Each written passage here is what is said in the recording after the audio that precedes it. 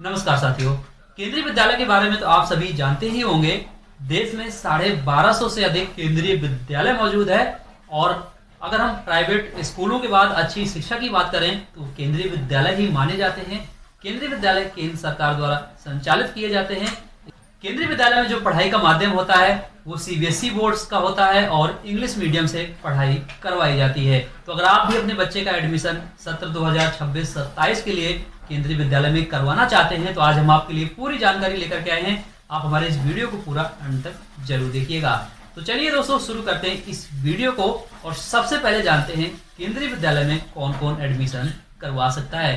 तो केंद्रीय विद्यालय में एडमिशन के लिए अगर हम एलिजिबिलिटी की बात करें तो यहाँ पर केंद्र सरकार के कर्मचारी तो एडमिशन करवा ही सकते हैं। इसके अलावा आम नागरिक भी इसमें एडमिशन करवा सकते हैं। तो यहाँ पर देखिए, सबसे पहले केंद्र सरकार के जो भी कर्मचारी हैं वो अपने बच्चों का एडमिशन करवा सकते हैं। एक्स सर्विसमैन है यानी पूर्व सैनिक हैं वो अपने बच्चों का एडमिशन करवा सकते हैं। सेंट्रल गवर्नमेंट एवं पीएसयू सेक्टर के जो एम्प्लॉय हैं वो अपने बच्चों का एडमिशन करवा सकते हैं। साथ ही स्टेट गवर्नमेंट के जो एम्प्लॉय हैं वो अपने बच्चों का इसमें एडमिशन करवा सकते हैं। तो ये तो हो गए गवर्नमेंट सेक्टर के एम्प्लॉय। केंद्रीय विद्यालय के जो कर्मचारी हैं वो भी अपने पोते पोतियों या फिर बच्चों का एडमिशन केंद्रीय विद्यालय में करवा सकते हैं। इसके अलावा जो कैटेगरी आती है वो आती है आम नागरिकों के लिए, जिसमें आप आरटीई कोटे के तहत अपने बच्चों का एडमिशन करवा सकते हैं।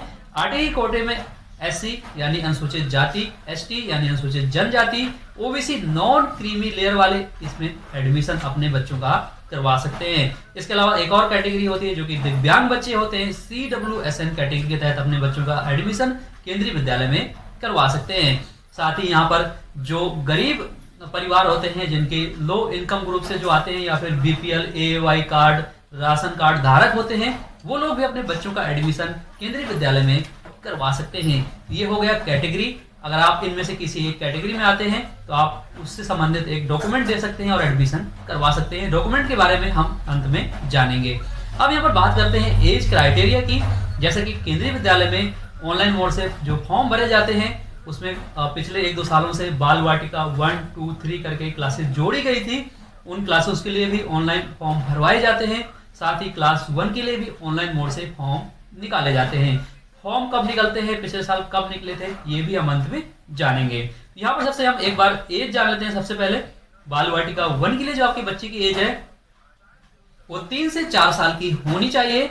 वहीं पर बाल वाटिका 2 के लिए जो आपके बच्चे की उम्र है वो 4 से 5 साल की होनी चाहिए। और वहीं पर बाल वाटिका 3 के लिए जो एज है वो 5 से 6 साल की होनी चाहिए। क्लास 1 में अगर आप अपने बच्चे का एडमिशन करवाना चाहते हैं तो आपकी बच्ची की जो उम्र है कम से कम 6 साल पूरी होनी चाहिए और 8 साल से उसकी उम्र कम होनी चाहिए। यानी ये जो गणना होती है वो 31 मार्च तक की जाती है। हर साल जिस भी साल एडमिशन निकलते हैं उस साल के 31 मार्च तक ये गणना की जाती है। तो ये रहा एज क्राइटेरिया। अब यहाँ पर जानते हैं हम डॉक्यूमेंट्स के बारे में, किस कैटेगरी वाले को कौन सा डॉक्यूमेंट यहाँ पर देना होता है। तो केंद्रीय विद्यालय में एडमिशन कराने के लिए अगर आपको पता चल गया कि आप कौन सी कैटेगरी में आते हैं तो आपको उससे संबंधित डॉक्यूमेंट देना होगा। तो यहाँ पर देखिए, सबसे पहले हम बात करते हैं कॉमन डॉक्यूमेंट्स की, जो कि कॉमन डॉक्यूमेंट होते हैं जो सभी को देने होते हैं चाहे आप किसी भी कैटेगरी से अप्लाई करेंगे। तो सबसे पहला जो डॉक्यूमेंट है वो है बर्थ सर्टिफिकेट। अगर आपके बच्चे का बर्थ सर्टिफिकेट बना हुआ है या फिर कोई भी हॉस्पिटल या फिर कहीं का भी रिकॉर्ड है आप लगा सकते हैं। अगर नहीं है तो आप सेल्फ डिक्लेरेशन लिख करके भी दे सकते हैं, उसे भी वैलिड मान लिया जाता है। साथ ही यहाँ पर एक रेजिडेंस प्रूफ देना होता है जिसमें आप Aadhaar card, electricity bill, voter ID card, rent agreement भी लगा सकते हैं। ये 2 डॉक्यूमेंट है जो कि कॉमन डॉक्यूमेंट है, ये आप सभी को देना ही होता है। इसके अलावा बच्चे का पासपोर्ट साइज का फोटो भी आपको साथ में रखना पड़ता है। अब यहाँ पर आते हैं कैटेगरी वाइज। तो अगर हम कैटेगरी वाइज की बात करें, अगर आप सेंट्रल गवर्नमेंट के एम्प्लॉय हैं तो आपको सर्विस सर्टिफिकेट देना होगा। एवं अगर ट्रांसफर हुआ है आपके बच्चे का, उस बेस पर एडमिशन ले रहे हैं, आपका ट्रांसफर हुआ है तो आपको ट्रांसफर सर्टिफिकेट बनवा करके देना होगा। साथ ही अगर जो एक्स सर्विसमैन है उन्हें अपने उस सर्विस से रिलेटेड डॉक्यूमेंट बनवा करके देना पड़ेगा। पीएसयू सेक्टर के एम्प्लॉय हैं तो सर्विस सर्टिफिकेट उन्हें भी देना होगा।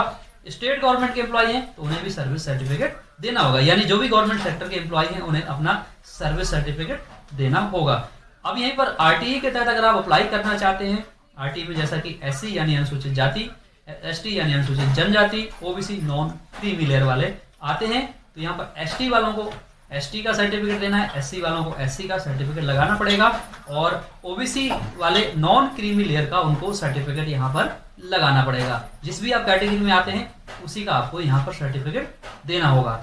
अब यहाँ पर एक और कैटेगरी आती है CWSN, यानी बच्चे अगर विकलांग है तो यहाँ पर दिव्यांग है तो दिव्यांगता का उसका सर्टिफिकेट भी बनवा करके आपको यहाँ पर लगाना पड़ेगा, तब आप इसके लिए फॉर्म भर सकते हैं। अलग अलग कैटेगरी के लिए अलग अलग सीटें होती हैं, कुछ परसेंटेज यहाँ पर फिक्स होते हैं। RTE कोटे के लिए टोटल 25% सीटें रिजर्व होती हैं हर केंद्रीय विद्यालय में। हर क्लास में जितनी भी क्लासेस में एडमिशन ऑनलाइन फॉर्म से भरे जाएंगे या फिर जो भी ऑफलाइन मोड से भी भरे जाएंगे। एडमिशन होते हैं वो होते हैं बाल वाटिका 1, 2, 3 एवं क्लास 1 के लिए ऑनलाइन मोड से फॉर्म भरवाए जाते हैं। पिछले साल मार्च के फर्स्ट वीक में फॉर्म निकल गए थे, यानी मार्च के फर्स्ट वीक से फॉर्म भरने प्रारंभ हो गए थे। क्लास 1 के लिए अलग वेबसाइट से फॉर्म भरे गए थे और नर्स यानी बाल वाटिका 1, 2, 3 के लिए अलग वेबसाइट से फॉर्म भरवाए गए थे। इसके बारे में जैसे ही कोई अपडेट आएगा हम आप तक वो जानकारी जरूर पहुंचाएंगे। तो